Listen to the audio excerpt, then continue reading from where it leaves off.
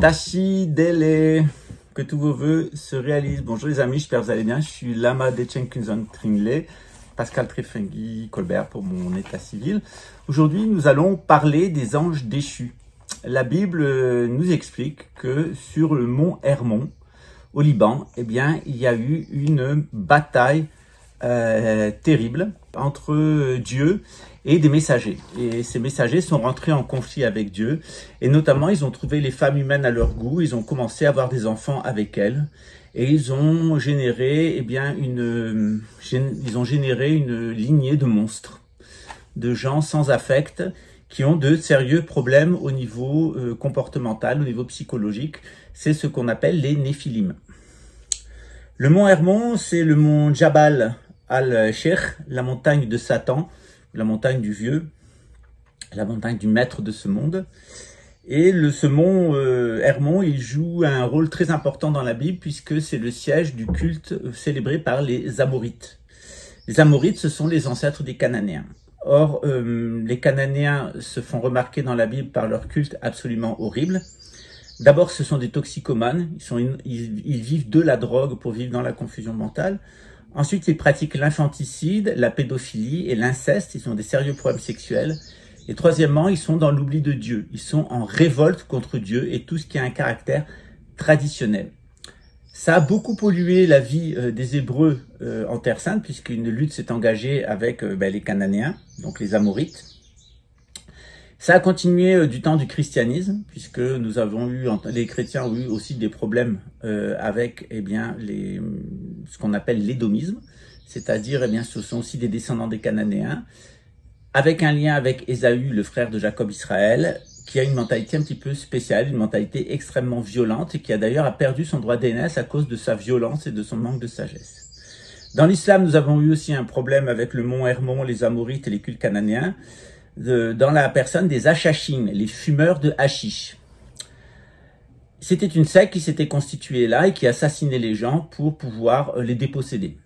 Or, ce culte de la dépossession et de l'assassinat des autres, c'est-à-dire assassiner les gens pour les déposséder, c'est la caractéristique de ces peuples cananéens, mais aussi de leurs descendants qui sont les turco-mongols. Tout ça s'est apparu sur le mont Jabal al-Sheikh, le mont Hermon, avec une récurrence de ce mont dans la Bible en tant que siège de Satan. Et puis ce siège de Satan, il s'est déplacé, ainsi que les Amorites, notamment vers la ville de Pergame. La ville de Pergame devient véritablement le siège de Satan. D'ailleurs, Saint Jean le dit dans l'Apocalypse, le siège de Satan est à Pergame. Et puis, il y a eu un déplacement, avec le déplacement des Édomites vers l'ouest, avec l'Empire grec puis l'Empire romain. On a un déplacement de colonies entières d'Amorites, donc de ces gens qui sont des descendants des Néphilim. Ils ont un crâne un petit peu particulier. Et ces gens-là, eh bien, vont se déplacer vers l'Europe et en particulier vers la Suisse. Il y aurait beaucoup à dire sur les liens de la doctrine de Calvin avec la doctrine des Cananéens. En 1596, je suis tombé sur un discours de François de Sales au duc de Savoie qui demande de raser la ville de Genève et d'exterminer sa population. Il dit « Il n'y a aucune ville en Europe qui reçoive tant d'apostats ». Et Saint François de Sales se plaint justement de la quantité de livres d'hérésie, de magie, etc. qui sont publiés à Genève. Dans la tradition chrétienne, qui est liée à Saint Stéphane, je ne vous en donne pas le détail aujourd'hui, mais on nous dit qu'il y a, de Saint-Étienne, pardon, qu'il y a un déplacement du siège de Satan à Pergame vers Genève. Genève est la capitale mondiale du satanisme. Elle est identifiée comme telle depuis le cœur du Moyen-Âge. On sait qu'il y a un déplacement qui est lié à la compréhension du géomagnétisme, notamment à la Michael Line. Il y a un déplacement du siège de Satan vers l'ouest. Et ce siège de Satan est véritablement Genève. Genève est liée à ce pacte, à un pacte scellé entre certains hommes et les anges déchus sur le mont Hermon. Le livre d'Enoch nous donne 20 noms d'anges déchus, certaines autres traditions 72, c'est-à-dire c'est lié au cycle de Mercure. C'est-à-dire qu'à partir de la Suisse, on a là la divulgation d'une anti-tradition liée aux anges déchus qui est basée sur la drogue, sur la pédophilie, l'infanticide, les rituels de magie et aussi l'oubli de Dieu. Cet oubli de Dieu, il se fait notamment par la consommation de cannabis. Alors en tant que shivaïste, en tant que bouddhiste, ça m'interpelle, parce que dans la tradition bouddhiste et dans la tradition shivaïte, 3 jours par an pour la fête de Shiva ou la fête de Bouddha, on invite à la population à fumer du cannabis rituellement et à commettre des actes d'autodestruction. Donc c'est vraiment le moment où on est dans l'autodestruction. C'est un usage, disons, sacré du cannabis. Cet usage sacré, lorsqu'il est profané, en sens inverse, c'est qu'il y a un usage quotidien du cannabis, eh bien, c'est des personnes qui ont des tendances destructrices, non plus contre eux-mêmes et contre leur ego, mais destructrices contre les autres et tout ce qui a un caractère traditionnel. Il faut savoir que la Suisse, elle n'est pas seulement le siège de Satan, elle est aussi le siège des écoles Waldorf. C'est-à-dire, c'est une secte d'extrême droite qui est liée intimement au nazisme et qui a été financée par un industriel de la cigarette, industriel allemand, qui a exploité des juifs, des camps de concentration dans ses usines. Un des sièges de cette société était en Suisse et il y avait un lien extrêmement fort par les femmes entre cet industriel, créateur des écoles Waldorf, et la famille de Savoie, la famille royale de Savoie, par les femmes. Et la famille royale de Savoie, elle est bien connue pour son goût pour les sortilèges, pour la magie, et notamment la magie noire, et on nous dit qu'il y aurait eu un pacte de sang entre la famille royale de Savoie. Vous savez que la Savoie est en train de se détacher de la France actuellement, c'est auprès des institutions. Comme beaucoup de régions de France, la Savoie a été acquise de manière un peu douteuse par la couronne de France. Donc on a là en Suisse une anti-tradition, une contre-tradition, un siège de Satan qui est lié en fait à ce qui s'est passé sur le mont Jabal à Cher, la montagne de Satan au Liban. Je suis toujours très circonspect lorsque je suis en contact avec des personnes d'origine libanaise. D'abord parce que j'ai pas oublié le massacre de Chabra et Shatila, où ils ont exterminé des milliers de Palestiniens en les identifiant à des Cananéens. C'est les milices chrétiennes qui ont fait ça. Et il y a véritablement au Liban un culte de la contre-initiation et de l'anti-tradition. Je suis toujours surpris dans les attaques dont je fais l'objet de voir que c'est toujours les mêmes milieux. C'est toujours lié à la Suisse. C'est toujours lié au Liban, c'est toujours lié à des anciennes capitales impériales qui ont déchu, et c'est toujours lié au même milieu du satanisme de l'extrême droite. Alors c'est sans doute au fait que je suis guénonien. Il faut savoir que René Guénon a reçu exactement les mêmes attaques. C'est aussi des caractéristiques familiales, on s'est toujours battu pour la vérité, Vici Omnia Veritas, contre la République et contre ce qu'il y a derrière, parce que derrière la République, il y a évidemment les anges déchus. Allez voir sous la tour Eiffel le mémorial du bicentenaire de la Révolution française. Les bras vont vous en tomber. C'est une apologie des petits gris, des hommes tortues, et comme on les appelle dans l'ésotérisme, et une apologie de la pédophilie, du cannibalisme et de l'infanticide.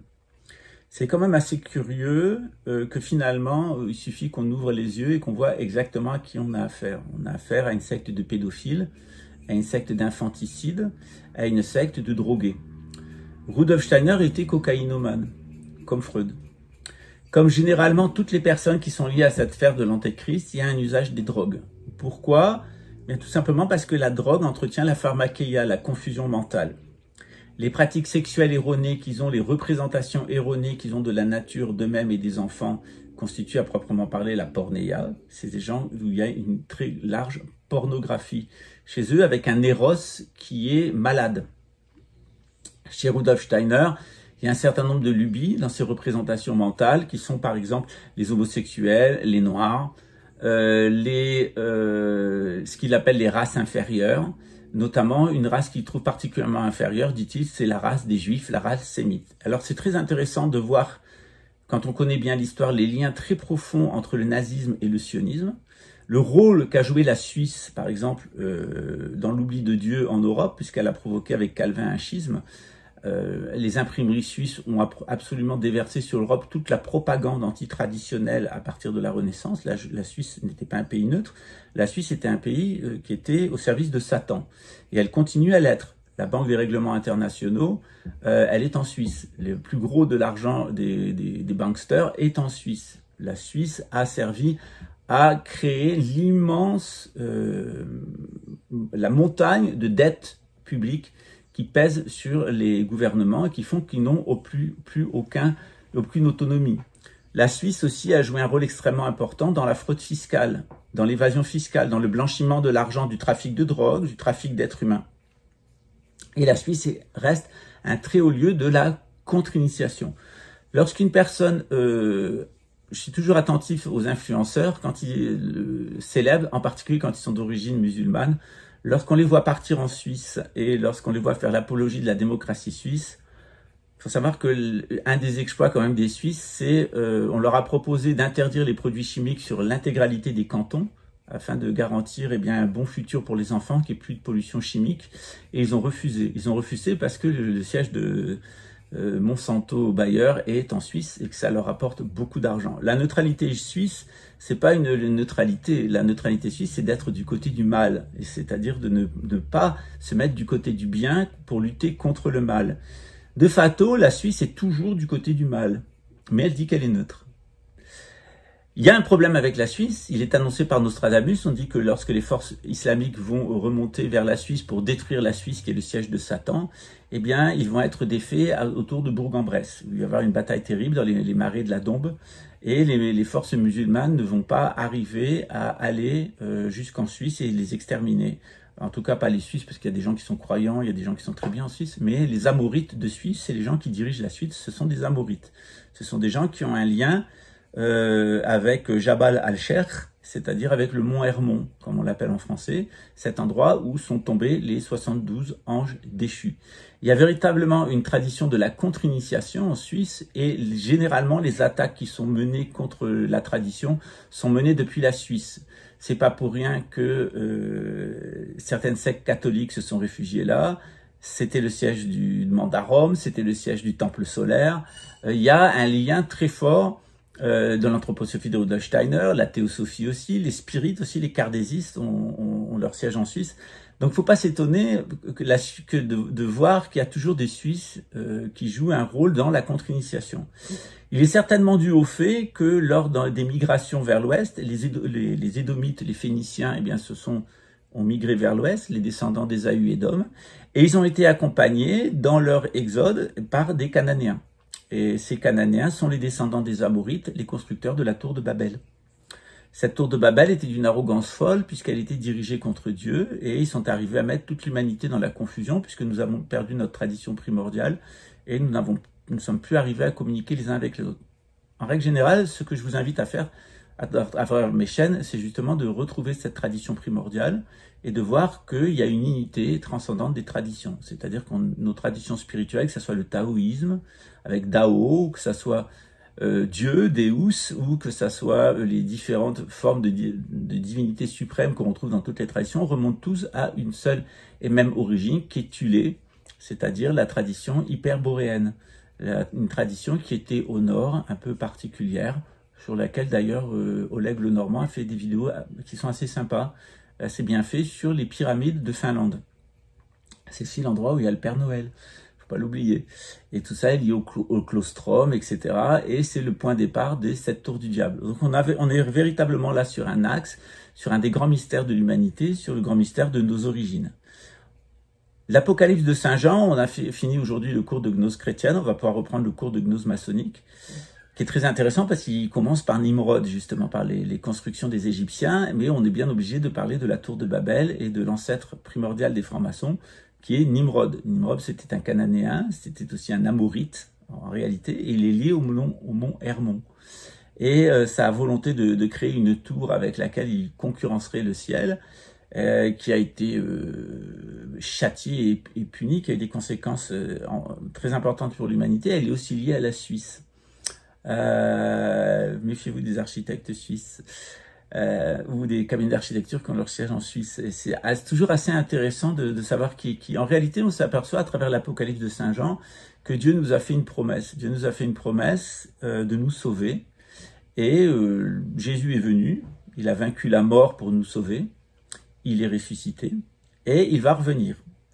Il va revenir pour sauver les gens qu'il a choisis et il va tuer les 2 tiers de l'humanité. Donc ce qui s'annonce dans l'avenir, c'est pas une paix universelle, c'est une grande guerre, la grande guerre finale, la grande guerre d'Armageddon, où les 2 tiers de l'humanité qui ont trahi, qui ont un lien avec les anges déchus, avec Jabba et Cher, et ces anges déchus, avec Satan, eh bien, ces gens-là vont être exterminés. Donc il va y avoir une extermination des 2 tiers de l'humanité dans l'hémisphère nord. Grosso modo, ça représente 5 milliards d'individus. À notre époque, il y a la théorie de la conspiration vous a fait croire qu'il y avait un complot des jésuites, qu'il y avait un complot des francs-maçons et qu'il y avait un complot des juifs. C'est-à-dire que les juifs, les jésuites et les francs-maçons s'étaient mis d'accord pour créer un gouvernement mondial, etc., etc. Alors, c'est une diversion pour que vous ne compreniez pas le fond des choses. Lorsqu'on reprend l'Apocalypse de Saint Jean, on l'a fait tout ce week-end avec le groupe de gnose chrétienne, la 50aine de personnes qui sont sur ce groupe, ils ont compris aujourd'hui, dernier cours, qu'en réalité, l'Apocalypse de Saint Jean, c'est un extraordinaire message d'espoir. C'est-à-dire qu'il y a toute une partie de l'humanité qui s'est corrompue avec les anges déchus, qui est en révolte contre Dieu, et qui va être éliminée physiquement. Elle va aussi être éliminée mémoriellement, c'est-à-dire c'est des gens qui ne laisseront plus de mémoire. Alors, ça peut paraître un peu bizarre d'avoir un Dieu qui aime tous les hommes et puis qui extermine une certaine catégorie d'hommes. Il faut savoir que ces hommes-là sont pervers. Ils sont pervers parce qu'ils ont oublié Dieu. Ils sont pervers parce qu'ils font un usage qui est contraire à l'ambition divine par rapport au sexe. Et puis, ils font un usage de la drogue. Donc, méfiez-vous de la drogue, légale ou illégale. Méfiez-vous du sexe, qui peut vraiment amener toutes sortes d'ennuis. Et n'oubliez pas Dieu. Dans le Coran, nous avons beaucoup d'informations sur les dispositions mentales des uns et des autres.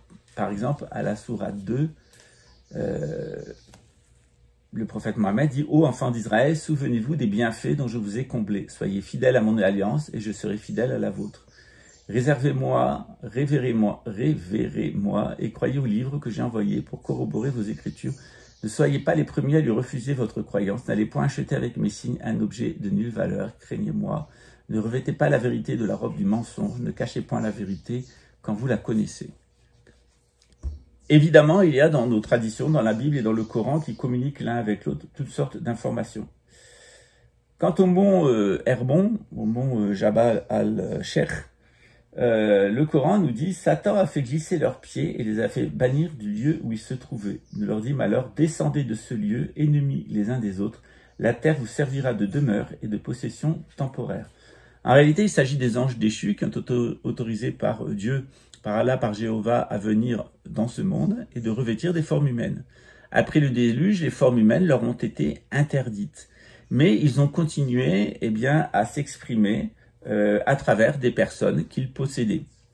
Et les Cananéens, les Amorites, tous ces gens qui sont liés au mont Jabba à Cher, le mont Hermon, ils sont, parce qu'ils sont oubliés Dieu, parce qu'ils sont en lutte contre lui, parce qu'ils ont des problèmes sexuels, certains, très certainement, pour la plupart d'entre eux, c'est des problèmes de bâtardise. Lorsque les gens s'excitent beaucoup, souvent c'est qu'il y a un trouble d'identité qui est lié à la bâtardise, à l'infidélité. Je me méfie beaucoup des gens des familles aristocratiques, surtout par les femmes, lorsque ça vient par les femmes, et que ces personnes-là apostasient, surtout des gens qui sont liés aux familles royales. Et puis évidemment, il y a le problème de la drogue. La drogue entretient la confusion mentale. Donc dans ce contexte-là,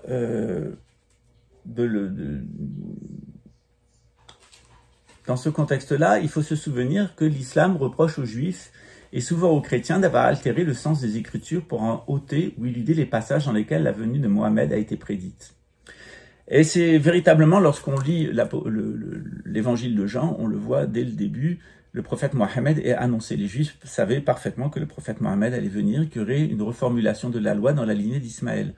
Jésus lui-même dit que les Juifs sont réprouvés, que les Édomites qui tenteront de prendre possession de la Terre Sainte et de gouverner le monde à partir de là seront pulvérisés. Ils seront pulvérisés par la chute d'un volcan dans l'océan. Ils seront pulvérisés par la chute d'une meule de moulin qui tombera du ciel et qui contaminera toutes les eaux. Levez les yeux, regardez ce qui ressemble à une meule. Inutile de vous faire un dessin. Dans ce contexte-là, on doit faire très attention à la façon dont tout va aller à l'exacerbation. Tout va s'exacerber, c'est-à-dire les masques vont tomber.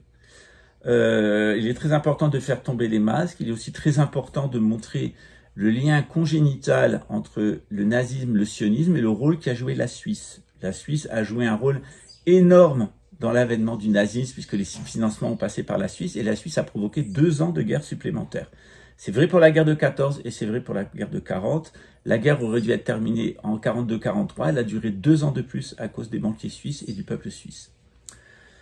C'est vrai ensuite dans la constitution du sionisme, la Suisse a joué un rôle énorme dans le sionisme. Après avoir alimenté le nazisme, elle a alimenté le sionisme. Tout l'édifice du sionisme et de la gouvernance mondiale qui est derrière et qui est lié à la couronne britannique est lié à la Suisse et à l'argent qui y circule.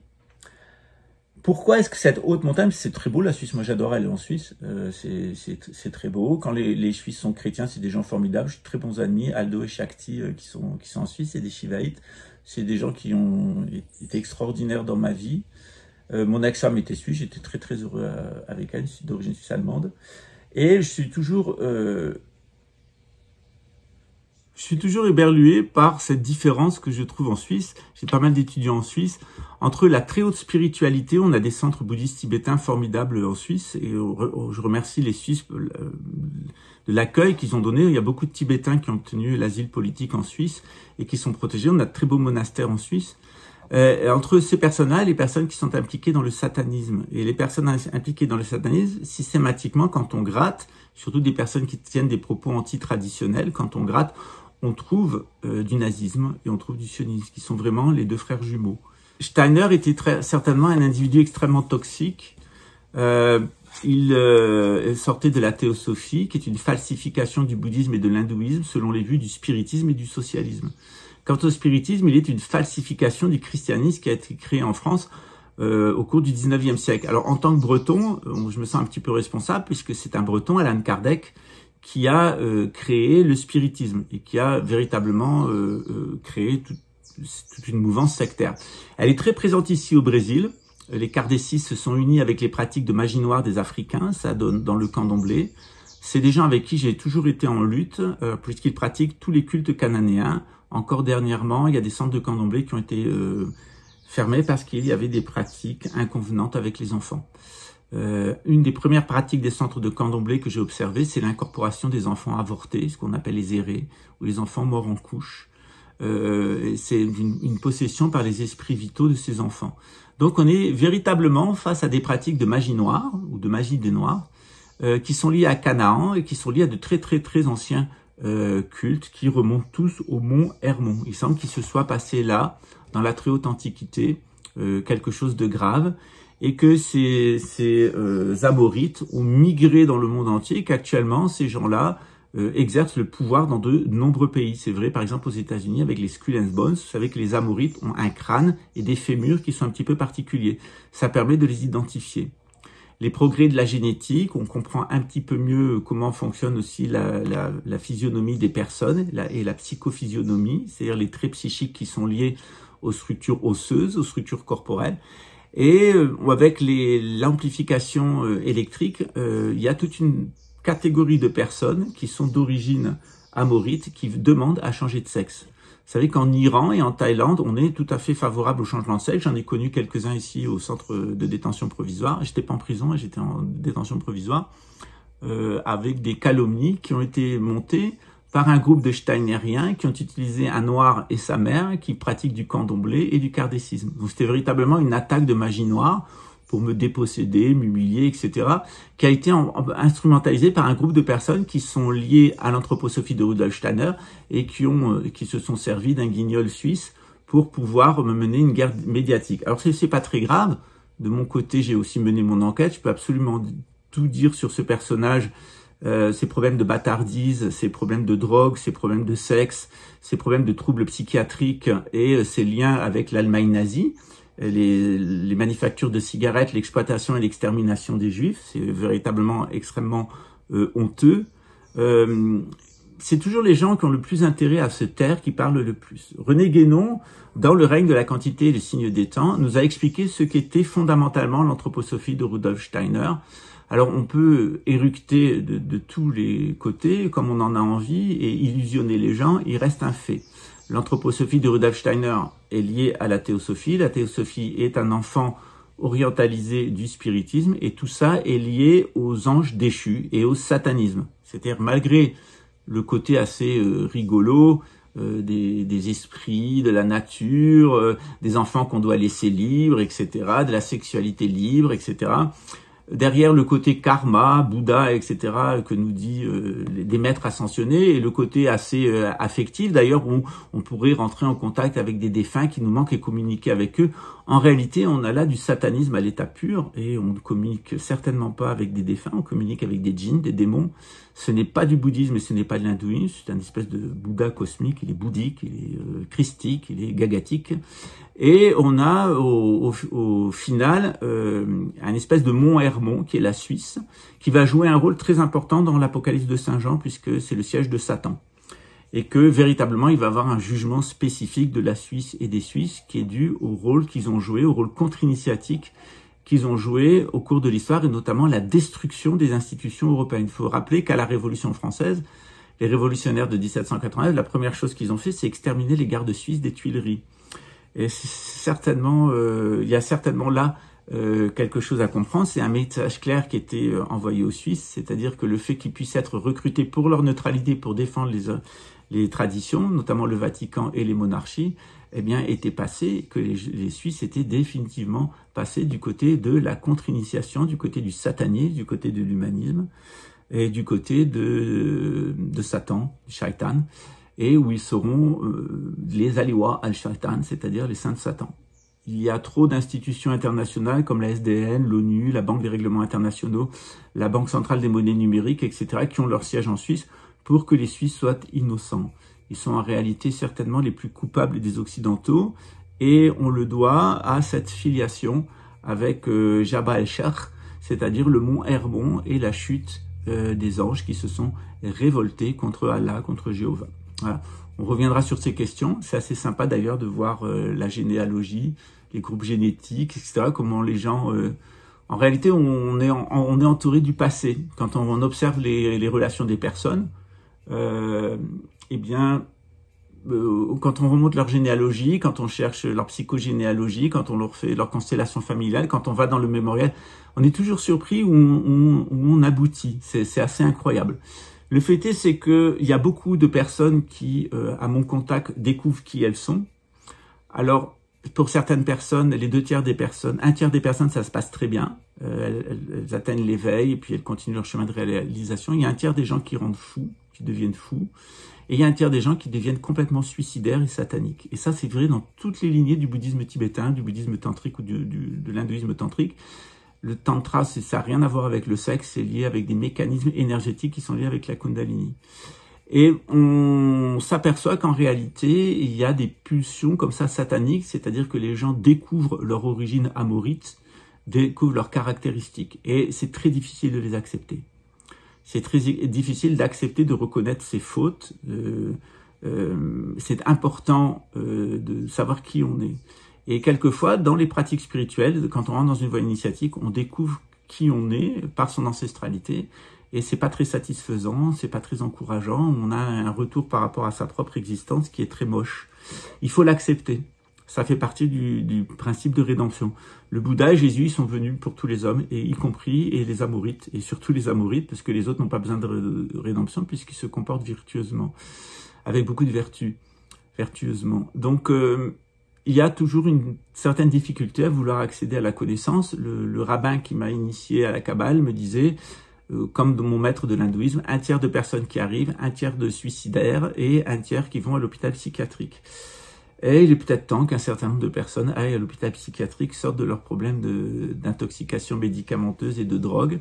Puis surtout, il faut avoir des pratiques sexuelles qui sont conformes à ce que nous demande Dieu. Et Dieu est clair, il interdit l'inceste, il interdit la pédophilie, il interdit aussi l'homosexualité.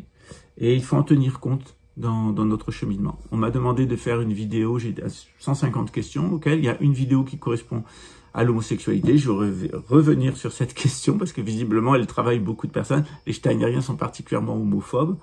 Ça s'explique d'ailleurs avec le passé de Rudolf Steiner. Rudolf Steiner était un pédophile. Et généralement, les pédophiles sont homophobes. Ouais.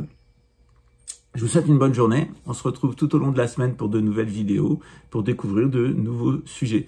N'oubliez pas que, bien, on vient de terminer le cours de gnose, mais on a un cours de gnose maçonnique qui commence. Et puis, le week-end prochain, nous avons un cours de cosmologie bouddhiste. Ça va vous donner une vision d'ensemble qui va vous permettre de vous situer, de resituer les choses. À très bientôt. Ciao.